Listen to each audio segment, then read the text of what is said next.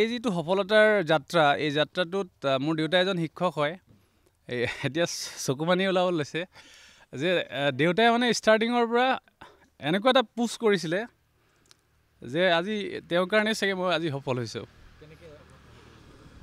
মানে তেওঁ পঢ়াৰ প্ৰতি যিটো ধাউতি বা মোক বেলেগ বস্তুৰ ক্ষেত্ৰত তেওঁ ছাপোৰ্ট নকৰে ধৰি ললোঁ মই জোতা এযোৰ কিনিব লাগে সেই ক্ষেত্ৰত ছাপোৰ্ট নকৰে কিন্তু কিতাপৰ ক্ষেত্ৰত কোনো ধৰণৰ বাধা নিদিয়ে মানে আৰু সেইকাৰণে চাগে তেওঁ শিক্ষক হৈ থাকোঁতেও দিল্লীত কোচিং কৰোঁতেও মোক তেওঁ ছাপোৰ্ট দিছিলে কাৰণ মই প্ৰথমবাৰ এটা কোচিঙত গৈ সেই কোচিংটো বেয়া কাৰণে ওলাই দিছিলোঁ আকৌ কিন্তু পইচা দি মই বেলেগ এটা কোচিং চেণ্টাৰত গৈছিলোঁ কিন্তু যি কি নহওক নিজৰ ভুল কিছুমান হৈছিলে আৰু যি কি নহওক আজি দেউতাক মই নিশ্চয় সুঁৱৰিব লাগিব যোৱাকালি ঘোষণা কৰা APSCৰ সদ্যঘোষিত ফলাফলত শিক্ষাৰ্থীৰে সুফল অৰ্জন কৰা লখিমপুৰৰ মাধুৰ্য দাসৰ ওচৰত আমি উপস্থিত আছোঁ তেখেতৰ লগত আমি পোনে পোনে কথা পাতিবলৈ যত্ন কৰিম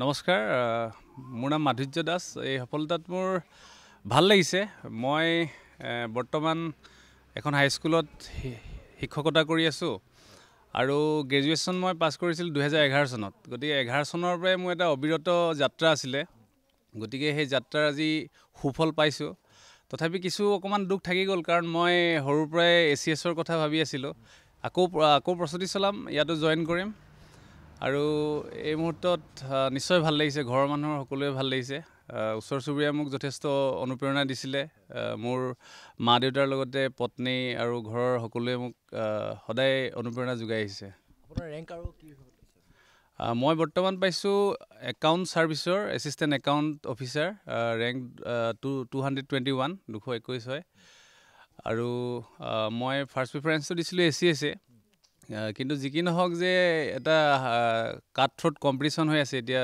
যিহেতু 2700 কেণ্ডিডেট চিলেক্ট কৰিছিলে ইণ্টাৰভিউলৈ তাৰ মাজত মই চিলেক্ট হোৱাত নিশ্চয় খুবেই ভাল লাগিছে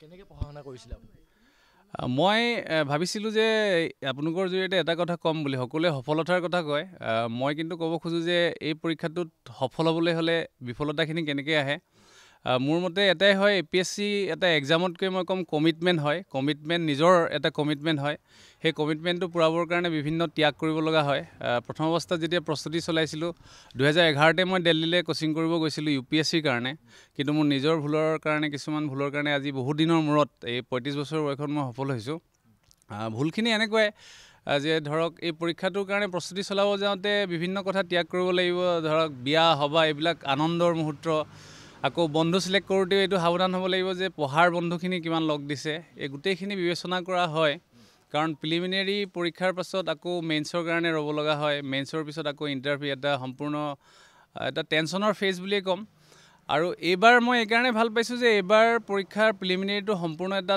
টাফেষ্ট বুলি ক'ম মই আগৰ পৰাই মই কুৱেশ্যন কনচাল্ট কৰি আছোঁ গতিকে প্ৰশ্নৰ ক্ষেত্ৰত এইবাৰ UPSC নিচিনা প্ৰশ্ন আহিছিল মেইনছটো খুবেই ডাইনামিক আছিল যিহেতু প্ৰথমবাৰ কাৰণে লিখিছোঁ 3বাৰ দিলোঁ APSC কিন্তু এইবাৰতে প্ৰিলিমিনেৰী মেইনছ আৰু ইণ্টাৰভিউ পৰ্যন্ত পালোঁগৈ আৰু মেইনছত প্ৰথম পেপাৰখনত মই যেতিয়া এটা কুৱেশ্যন ভাবিবলৈ লৈছোঁ তেতিয়াই মোৰ দুটা কুৱেশ্যন লিখিবৰ কাৰণে অসমৰ্থ নিচিনা হৈ পৰিছিলোঁ কিন্তু পিছদিনাৰ পৰা পূৰা ৰিদমত আহি গৈছে গতিকে মই ছাত্ৰ ছাত্ৰীসকলক এটাই ক'ম যদি APSC দিব বিচাৰা তেন্তে নিজৰ কমিটমেণ্টটো ভালকৈ ৰাখিব লাগিব নিজক সময় দিব লাগিব যিখিনি আনন্দৰ মুহূৰ্তটো অকণমান কিছুদিনৰ কাৰণে আঁতৰাই ৰাখি প্ৰস্তুতি চলাই যাব লাগিব আপুনি যিহেতু শিক্ষকতা কৰি আছিলে তাৰ মাজত কেনেকৈ সময় উলিয়াইছিলে শিক্ষকতা আচলতে মোৰ ছেকেণ্ড চইচ আছিল মই আগৰ পৰাই ডিচাইড কৰিছিলোঁ যে মই যদি APSC বা UPSC কৰিব নোৱাৰোঁ তেন্তে শিক্ষকতাটো মোৰ ছেকেণ্ড অপশ্যন কাৰণ মই ভাবিছিলোঁ যে যেতিয়ালৈকে APSC কৰিব নোৱাৰোঁ শিক্ষকতাত মোৰ যিখিনি জ্ঞান সেইখিনি মই ছাত্ৰ ছাত্ৰীক দিম আৰু বেলেগ এটা ফিল্ডত গুচি গ'লে ডাইভাৰ্ট হৈ যায় মাইণ্ডটো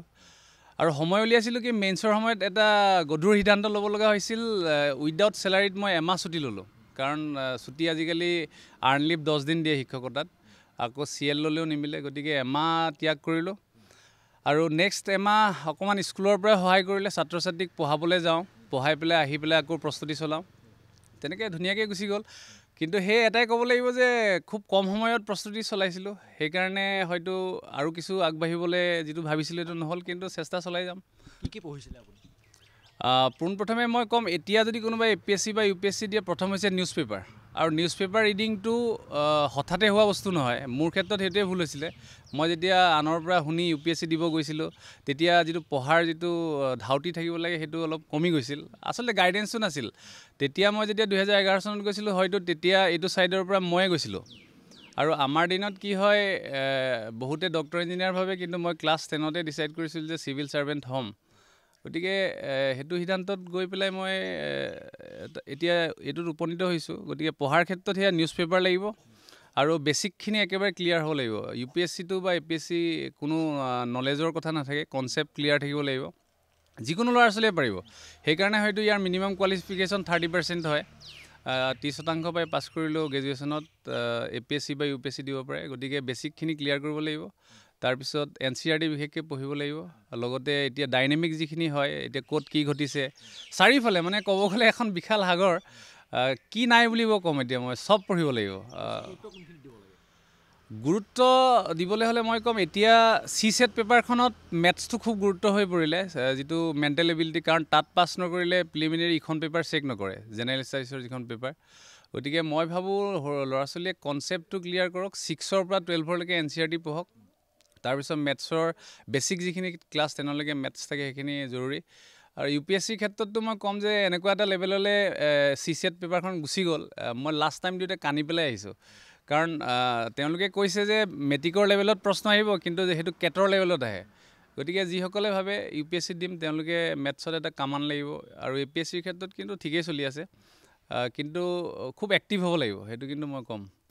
এতিয়া মেইনছ আৰু প্ৰিলিমছত দেখা যায় বহুতখিনি পঢ়িবলগীয়া হয়, কিন্তু বহুতে তাৰ কাৰণে প্ৰিপেৰেশ্যন কৰে, পঢ়া হয়। আৰু ইয়াত ইণ্টাৰভিউৰ কাৰণে কেনেধৰণৰ প্ৰিপেৰেশ্যন কৰিব লাগে, কি সুধে, কেনেকুৱা ধৰণৰ কুৱেশ্যন আছে? ইণ্টাৰভিউটো আচলতে এইবাৰ ইণ্টাৰভিউটো অলপ আনতকৈ পৃথক হ'ব, কাৰণ এইবাৰ কেণ্ডিডেট বেছি আছিল। আগতে 40 মিনিটমান ইণ্টাৰভিউ হয়, এইবাৰ মোক 25 মিনিট সুধিছিলে। আৰু মোৰ এটা সৌভাগ্য বুলিয়ে ক'ম, মোৰ শিক্ষকতাৰ ওপৰতে সুধিলে। আৰু তাৰ ভিতৰত এটাই কুৱেশ্যন আছিল যে কাৰ ওপৰত মোৰ মতামত কি। আৰু সেই মতামতটো মই ডিপ্ল'মেটিকেলি দিছিলোঁ, কাৰণ মই ছাপৰ্টো কৰিব নোৱাৰোঁ বা এগেইনষ্টতো ক'ব নোৱাৰোঁ, সেইটো এটা থাকে। কাৰণ মই যিহেতু চিভিল ছাৰ্ভেণ্ট হ'ব গৈ আছোঁ। আৰু বাকীৰ ক্ষেত্ৰত মোক সুধিছিলে গাঁও অঞ্চলত সৰু ল'ৰা ছোৱালীক পঢ়োৱাৰ ক্ষেত্ৰত কি ধৰণৰ অনুষ্ঠান আছে। মই অংগনবাড়ীৰ কথা ক'লোঁ, অংগনবাড়ীৰ কথা সুধিলে। এইটো ডিপেণ্ড কৰে আচলতে ছাত্ৰজনৰ এডুকেশ্যন বেকগ্ৰাউণ্ডটো কি, তেওঁ এতিয়া কিবা জব কৰি আছে নেকি, সেইটোৰ ওপৰত বেছ কৰি ইণ্টাৰভিউ হৈ যায়। আৰু ইণ্টাৰেষ্টিংলি অহা বছৰলৈ ইণ্টাৰভিউ প্ৰেছাৰ নাথাকিব, 180 মাৰ্কছ হৈ গ'ল। গতিকে মেইনছ ক্লিয়াৰ ভালকৈ হ'লে ধুনীয়াকৈ পোৱাৰ চান্স থাকে। কিমান সময়কৈ পঢ়িছিলে? সময়ৰ ক্ষেত্ৰত মই স্কুলৰ দিনৰ পৰাই মই এতিয়া যেনেকৈ মানুহ আছে, মই মানুহৰ লগত পঢ়ি ভাল পাওঁ। এতিয়া ক'ব গ'লে আগতে ইয়াত ভঁৰাল এটা আছিলে, সেই ভঁৰালৰ তলত গৈ পঢ়োঁ মেট্ৰিকৰ সময়ত। কিন্তু সময় হিচাপে নাথাকে, কিন্তু যিটো সময় পঢ়োঁ মই খুব ভালদৰে পঢ়োঁ। তথাপি এটা কথা ক'ম, APSC বা UPSC ক্লিয়াৰ কৰিবলৈ মিনিমাম 6 আৱাৰ্ছ পঢ়িবই লাগিব ভালদৰে। আপোনাৰ শিক্ষাৰ যাত্ৰাটো ক'ৰ পৰা আৰম্ভ হৈছিলে? মই স্কুল আছিল বসন্তলতা বিশ্বেশ্বৰ চাংকাকতি হুৰণি শংকৰদেৱ শিশু বিদ্যা নিকেতন। তাৰ পৰা মই ডিষ্টিংশ্যন পাই পেলাই মেট্ৰিকৰ উত্তীৰ্ণ হ'লোঁ। তাৰ পৰা সপোন এটা আছিল কটন কলেজ যাওঁ, কিন্তু কটনৰ পৰা অকণমান পাৰ্চেণ্টেজটো কমি গ'ল। কি তেতিয়া সম্পূৰ্ণ এটা গাঁও অঞ্চলৰ পৰা গৈছোঁ, তেতিয়াতো সেইটো ছাইডে যোৱা মানুহ খুব কমেই আছিল কটনত পঢ়া। আৰু তেতিয়া অকণমান সেই যিটো চহৰৰ সেই হোষ্টেলৰ সেইত মই এডজাষ্ট হ'ব পৰা নাছিলোঁ। গতিকে তেতিয়া অকণমান পাৰ্চেণ্টেজটো কমি গ'ল। আকৌ NL কলেজ আহিলোঁ। NL কলেজত আহি ইকনমিক্সত ফাৰ্ষ্ট ক্লাছ পালোঁ। তাৰপিছত UPSC প্ৰিপেৰেশ্যনৰ কাৰণে গ'লোঁ যদিও কিছু খেলি মেলি হ'ল। আহি ভাবিলোঁ যে এতিয়া কি কৰিম, গতিকে শিক্ষকতাই অপশ্যন আছিলে, BEd কৰিলোঁ। আৰু BEdৰ লগে লগে কিন্তু মই এই সপোনটোক কেতিয়াও এৰি দিয়া নাছিলোঁ। গতিকে আজি এটা ছাত্ৰ ছাত্ৰীৰ কাৰণে ক'ম, যদি কোনোবাই সপোন দেখে, সপোনৰ পাছত দৌৰে, সফল হ'বই। আৰু যিহেতু আপুনি এতিয়া ছাত্ৰ, যিসকলে এতিয়া প্ৰিপেৰেশ্যন কৰিব, এই অহা এক্সামলৈ যিসকলে প্ৰিপেৰেশ্যন কৰিব, তেওঁলোকক কি ক'ব বিচাৰিব?